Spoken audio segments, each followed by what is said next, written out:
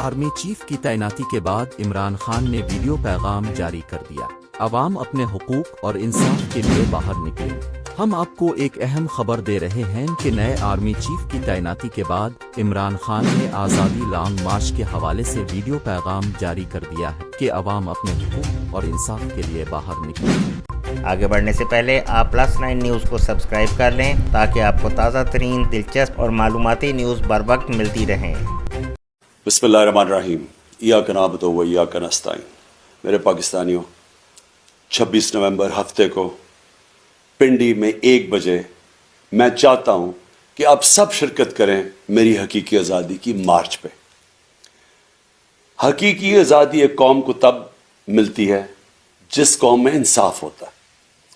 انصاف ہوتا ہے تو حقوق ہوتے ہیں، حقوق ہوتے ہیں تو ایک قوم آزاد ہوتی ہے، اور آزاد قوم ہی خوشحال ہوتی ہے۔